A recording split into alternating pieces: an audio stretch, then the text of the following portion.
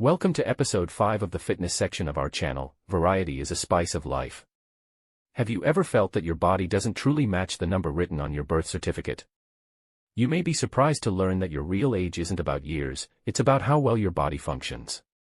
Today, we're diving into simple, science-backed ways to discover your true body age, using easy tests you can perform right at home, no expensive machines, no hospital visits. And if you'd like deeper insights, detailed explanations, and reference charts, please visit our blog, the link is available in the description below. Let's begin. When we talk about age, most of us immediately think of the number of years we've lived. That's what we call chronological age. But there's another, far more meaningful measure, your body age, or biological age.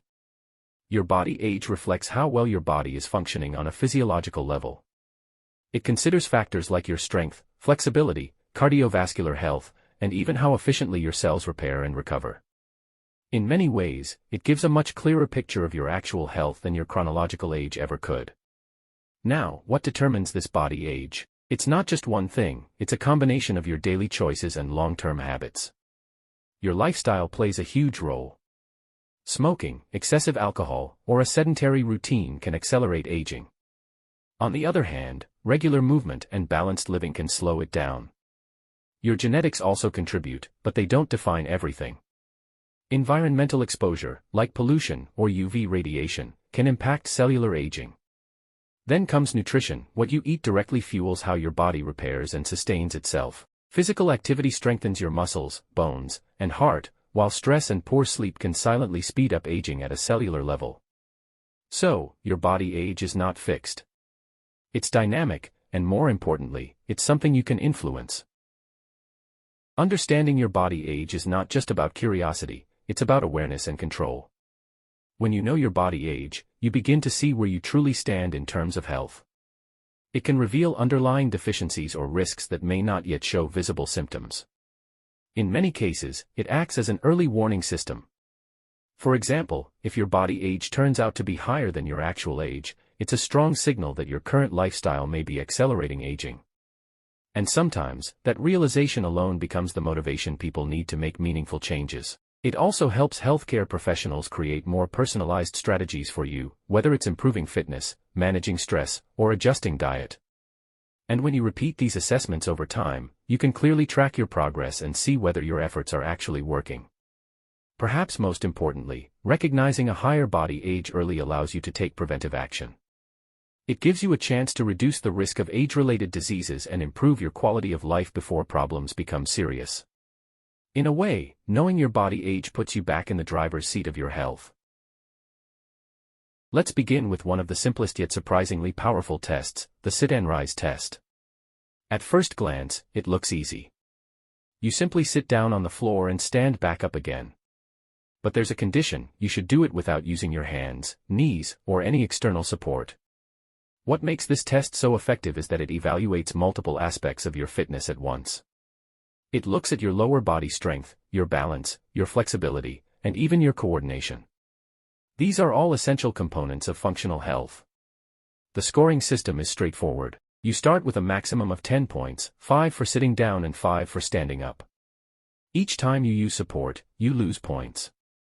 So, if you need your hands, knees, or lose balance, your score decreases accordingly. Now, here's where it gets interesting. A score between 8 and 10 indicates excellent flexibility and balance. A score between 6 and 7 suggests good fitness, but with room for improvement. And anything below that signals that your body may need focused attention, especially in terms of mobility and strength. Research has even shown that people who perform better in this test tend to have better longevity outcomes. So, this isn't just about flexibility, it's a window into your overall health. Next, we move to something that may seem small, but carries significant meaning: your grip strength.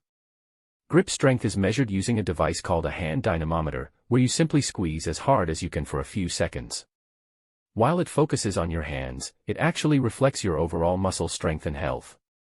Studies have consistently shown that stronger grip strength is associated with a lower risk of heart disease and heart attacks. It also correlates with better bone density, which reduces the risk of conditions like osteoporosis. Interestingly, grip strength is also linked to cognitive function, especially as we age. A stronger grip has been associated with better brain health in older adults. On the other hand, lower grip strength can be a warning sign. It has been linked to higher risks of overall mortality and declining physical health. So, while it may seem like a simple squeeze test, grip strength provides deep insights into your body's strength, resilience, and long-term health potential. Now let's look at something you do every single day: walking. Your walking speed is more than just a measure of how fast you move. It reflects your overall mobility, cardiovascular fitness, and even your independence. To assess this, you walk a set distance, typically around 10 meters, at your normal pace, while timing yourself. It's important to walk naturally, not faster or slower than usual. What makes this test powerful is its connection to multiple aspects of health. A faster walking speed is associated with better heart health, improved cognitive function, and a greater ability to perform daily activities independently. On the other hand, a slower walking speed can indicate potential concerns. It may suggest reduced cardiovascular fitness, higher risk of falls, and decreased mobility, especially as one ages. In fact, research suggests that walking speed can even be used as a predictor of lifespan in older adults. So, the way you walk, something so ordinary, can actually reveal extraordinary insights about your health. Moving on to a simple yet highly effective calculation: the waist-to-height ratio. This involves measuring your waist circumference and dividing it by your height. The rule is straightforward: your waist should be less than half your height, meaning the ratio should ideally stay below 0.5. What makes this measurement so valuable is that it focuses on fat distribution, particularly around the abdomen. Unlike general weight or BMI, this ratio highlights central fat, which is more metabolically active and more dangerous. A higher waist-to-height ratio is associated with increased risks of cardiovascular diseases, including heart attacks and strokes. It also links strongly to metabolic disorders such as type 2 diabetes, insulin resistance, and metabolic syndrome. Beyond that, it can indicate risks for conditions like sleep apnea, osteoarthritis, and even certain types of cancer. Research has shown that this ratio is often a better predictor of health risks than BMI alone. So, despite its simplicity, it provides a very accurate picture of your metabolic health. Now that you've explored all 5 tests, the key is to look at them collectively. No single test defines your body age. Each one represents a different aspect of your health, strength, flexibility, endurance, mobility, and metabolic condition. When you combine these results, you begin to see a clearer picture. For example, you might have good flexibility but weaker upper body strength, or strong endurance but a higher metabolic risk. This understanding helps you identify exactly where you need to focus. Instead of guessing, you can prioritize areas that truly matter. From there, you can set realistic and achievable goals. Maybe it's improving your grip strength over the next few months, or increasing your walking speed, or reducing your waist-to-height ratio. The idea is not to chase perfection, but to create consistent improvement. And by repeating these tests every few months, you can track your progress and adjust your approach accordingly. Now that you've explored all 5 tests, the key is to look at them collectively. No single test defines your body age.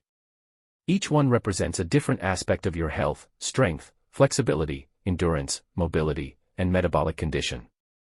When you combine these results, you begin to see a clearer picture. For example, you might have good flexibility but weaker upper body strength, or strong endurance but a higher metabolic risk. This understanding helps you identify exactly where you need to focus. Instead of guessing, you can prioritize areas that truly matter. From there, you can set realistic and achievable goals. Maybe it's improving your grip strength over the next few months, or increasing your walking speed, or reducing your waist-to-height ratio. The idea is not to chase perfection, but to create consistent improvement. And by repeating these tests every few months, you can track your progress and adjust your approach accordingly. Your body age is a reflection of how you live, not how many birthdays you've celebrated. With small, consistent lifestyle changes, your body can function years younger than your chronological age. Use these tests every few months to track progress, stay motivated, and adjust your fitness journey wisely. If you found this episode helpful, like, share, and subscribe to the channel. And don't forget to hit the bell icon for the latest updates. Remember, variety is a spice of life, and your health deserves the best version of you.